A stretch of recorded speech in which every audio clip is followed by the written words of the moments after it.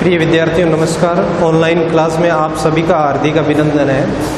हम पिछली कक्षा में समास के दो प्रकार पढ़ लिए थे, द्वंद्व समास और बहुब्रीहि समास। आज हम द्विगु समास और तत्पुरुष समास के बारे में पढ़ने जा रहे हैं, क्योंकि इन दोनों को एक साथ पढ़ाने का तात्पर्य ये है कि ये दोनों एक समान से हैं और याद करने में हमें सुगमता होगी। तो पहले हम द्विगु समास की बात करें। द्विगु समास में पहला पद संख्यावाची होता है। संख्यावाची का मतलब गणना बोधक, 1 2 3 4 5 6 7। पहला शब्द संख्या बोधक होगा, संख्यावाची होगा, और दूसरा पद इसमें प्रधान होता है। पहला पद संख्यावाची होता है, दूसरा पद प्रधान। और तत्पुरुष समास में पहला पद गौण होता है और दूसरा पद प्रधान। तो दोनों में क्या हो गया? दूसरा पद प्रधान हो गया। तत्पुरुष समास में और द्विगु समास में दूसरा पद प्रधान होता है। तो द्विगु समास में पहला पद तो संख्यावाची होता है, दूसरा पद प्रधान होता है। इसमें बहुधा यह जाना जाता है कि इतनी वस्तुओं का समूह है, यह इतनी वस्तुओं का समाहार है। अब प्रधान और गौण की बात करें, हम समझे इसको। जैसे ये सप्ता है, सप्त, पहला पद गौण सा हो गया सप्त, तो ये संख्या बोधक हो गए ना। सप्त का मतलब 7 है, संख्या। अह का मतलब दिन। सप्त पहला आ गया सप्त, तो हम इसका विग्रह करेंगे। सप्त का मतलब 7। अहन का मतलब होता है दिन। 7 दिनों का समूह है। तो ये पहला पद तो संख्यावाची है और ये दिनों का समूह, तो दिनों का समूह है। किसका समूह है? दिनों का समूह। दिन यहाँ प्रधान शब्द है और पहला पद संख्यावाची है। 7 दिनों का समूह है। सप्तऋषि, 7 ऋषियों का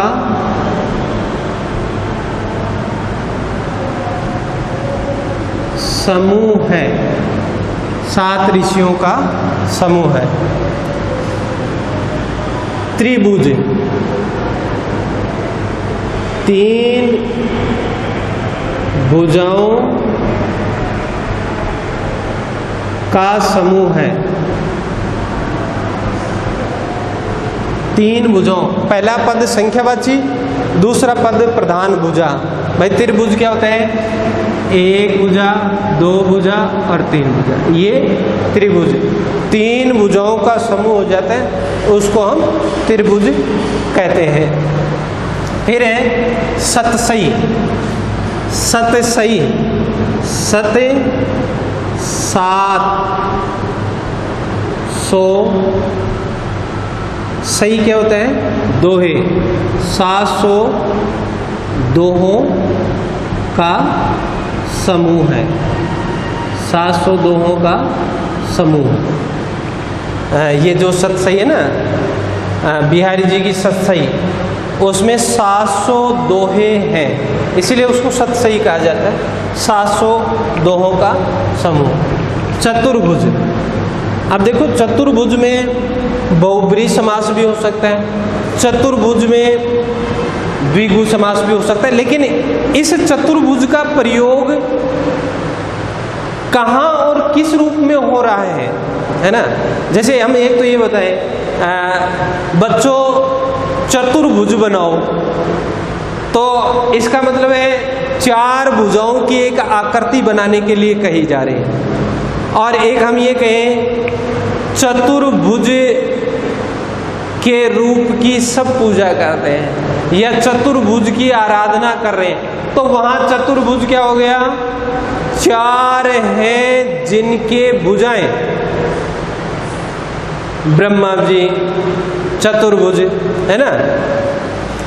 तो चतुर्भुज वहां जहां पर जैसा प्रयोग होता है उसका अर्थ उसी के अनुसार निकलता है और समास भी फिर, लेकिन अकेला चतुर्भुज आए ना, चतुर्भुज का समास विग्रह कीजिए तो वहां पर द्विगु समास आएगा, चार भुजाओं का समूह है, चार भुजाओं का समूह है। चवन्नी, चवन्नी चार आनों का समूह है, क्योंकि एक रुपए में 16 आने होते हैं, तो चवन्नी चार आनों की हो गई, यानी एक रुपए का 1/4 भाग होता है चवन्नी, चार आना, एक रुपए में 16 आने होते हैं। चौमासा, चौमासा हम ये मानते हैं वर्षा ऋतु होती है ना, उसको चौमासा कहा जाता है। और इसको चौमासा क्यों कहा जाता है? क्योंकि ये 4 मास का समूह है। चौमासा होता है यानी वर्षा ऋतु होती है, वो 4 महीने की होती है, इसीलिए इसको चौमासा कहने लगे, 4 मासों का समूह। वैसे ही चौराहा 4 राहों का समूह, तिराहा 3 राहों का समूह, दोपहर, दोपहर 2 पहरों का समूह है, 2 पहरों का समूह है। तो यहाँ कहने का मतलब ये है कि इसमें पहला पद सब में संख्यावाची है और दूसरा पद प्रधान। दूसरा पद प्रधान क्यों है? क्योंकि दूसरे पद का ही समूह बताए जा रहे हैं। पहर 2 पहरों का समूह, मास 4 मासों का समूह, आने 4 आनों का समूह, भुजाएं 4 भुजा, इन दूसरे पद का ही समूह बताया जा रहा है, इसलिए दूसरा प्रधान है। अरे जैसे होता है ना, एक तो प्रधान अध्यापक यानी प्रधानाचार्य या प्रधानाध्यापक, एक तो प्रधान होता है और अध्यापक तो बहुत से होते हैं। वैसे इसमें प्रधानता इसकी है, बाकी ये 4 भुजाएं, भुजा प्रधान है, 4 तो इनकी संख्या है। फिर तत्पुरुष समास में, द्विगु समास में पहला पद संख्यावाची, दूसरा पद प्रधान होता है और इसमें यह जाना जाता है कि इतनी वस्तुओं का समूह है। फिर आता है तत्पुरुष समास।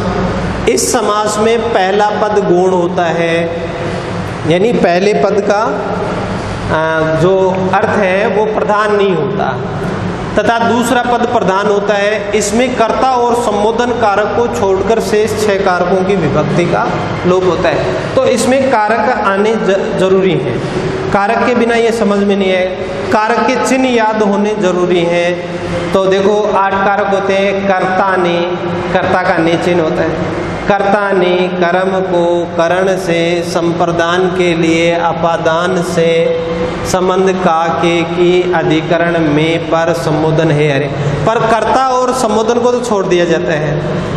अब इसमें भी जो करण तत्पुरुष है और अपादान, इसमें से चिन्ह होता है, लेकिन इसमें से चिन्ह है वो द्वारा के अर्थ में आता है और इसमें अपादान में से चिन्ह है वो पृथकता के लिए आता है। तो इसमें पहला पद गौण होता है और दूसरा पद प्रधान होता है, इसमें भी दूसरा पद प्रधान होता है। ये याद करने की दृष्टि से सही रहेगा कि द्विगु समास में भी दूसरा पद प्रधान और तत्पुरुष समास में भी दूसरा पद प्रधान। अब इसमें कर्ता और संबोधन कारक को छोड़ दिया जाता है, शेष 6 कारकों की विभक्ति का लोप होता है। अब कर्म तत्पुरुष का देखें, जैसे परलोक गमन, हम इसका विग्रह करेंगे तो क्या हो जाएगा? परलोक को गमन। अब इसमें चिन्ह क्या आया? को आया। को किसका चिन्ह होता है? कर्म कारक का, कर्ता ने कर्म को चिन्ह इसका होता है परलोक को गमन। शरणागत, शरण को आगत, ये कोचिन आ गया, तो हम इसको रखेंगे कर्म तत्पुरुष समास में ये कर्म, करण, संप्रदान, अपादान, ये विभक्ति जहाँ आए वहाँ तत्पुरुष समास है, लेकिन विभक्ति कौन से कारक की आती है उसके आधार पर हम अलग अलग तत्पुरुष, कर्म तत्पुरुष, करण तत्पुरुष, यश प्राप्त, यश को प्राप्त, ये क्वेश्चन आ गया। फिर करण तत्पुरुष समास के उदाहरण देखें। हस्त लिखित, हाथ से लिखित, से चिन्ह आ गया ना। यहाँ द्वारा के, हाथ के द्वारा लिखा हुआ, ये द्वारा के अर्थ में आ रहा है, ये पृथकता के लिए नहीं, पृथकता में अपादान में आएगा, है ना। बाढ़ पीड़ित, बाढ़ से पीड़ित,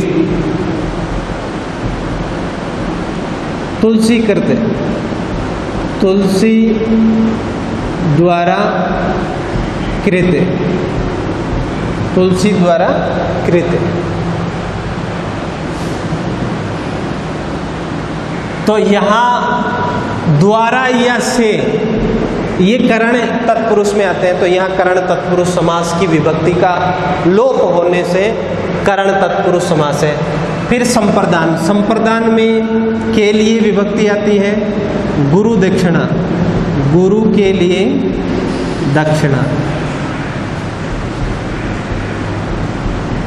दक्षिणा। युद्ध क्षेत्र, युद्ध के लिए क्षेत्र, युद्ध क्षेत्र, ये के लिए विभक्ति आ गई, और के लिए विभक्ति संप्रदान तत्पुरुष में आते हैं। सत्याग्रह, सत्य के लिए आग्रह। फिर अपादान, अब अपादान में भी से चिन्ह आता है और करण में भी। करण में से चिन्ह द्वारा के अर्थ में आता है, अपादान में एक चीज दूसरी चीज या एक वस्तु दूसरी वस्तु से अलग या पृथक हो, वहाँ पृथकता के लिए अपादान आता है। देश निकाला, देश से निकाला, मतलब देश से अलग हो रहा है, देश निकाला, किसी को देश से निकाल दिया जाए वो देश, तो देश और व्यक्ति अलग हो रहा है। या अलग होने के लिए चिन्ह आए तो ये अपादान में। पथ भ्रष्ट, पथ से भ्रष्ट, भ्रष्ट का मतलब अलग होना, पथ से जो अलग हो जाए, राह चलते चलते भटक जाए, मार्ग भटक जाए, उसको पथ भ्रष्ट कहा। मार्ग से भ्रष्ट या पथ से भ्रष्ट। बंधन मुक्त, बंधन से मुक्त, ये से चिन्ह पृथकता के लिए आ रहा है। तो एक चीज दूसरी चीज से पृथक हो, वहाँ अपादान तत्पुरुष समास है। भयभीत, भय से भीत, भय से भीत, भय से डरा हुआ। फिर आता है संबंध, संबंध में आता है का, के, की चिन्ह आता है। तो का, के, की चिन्ह जहाँ आएंगे वहाँ हम संबंध तत्पुरुष कह देते हैं। जैसे गंगा जल, गंगा का जल, तो यहाँ का चिन्ह आ गया। का चिन्ह संबंध तत्पुरुष का होता है। राजकुमारी, राजा की कुमारी, यहाँ की चिन्ह आ गया, तो का, की, के। देशवासी, देश के वासी, देश के वासी, देशवासी। यहाँ का, के, की चिन्ह आने से ये चिन्ह आते हैं संबंध में, इसको हम संबंध तत्पुरुष समास के अंतर्गत रखते हैं। फिर अधिकरण, अधिकरण तत्पुरुष समास में पर आता है। जलमग्न, जल में मग्न, तो में चिन्ह आ गया। घोड़े सवार, घोड़े पर सवार। रण कौशल, रण में कौशल। जो रण में कुशलता दिखाते हैं वो रण कौशल। तो में पर ये विभक्ति आती है अधिकरण तत्पुरुष। इस प्रकार से कारक की विभक्ति का लोप होता है, उस कारक के अनुसार तत्पुरुष समास बनता है। अगले वीडियो में हम अगले 2 समासों का अध्ययन करेंगे। जय हिंद, जय भारत।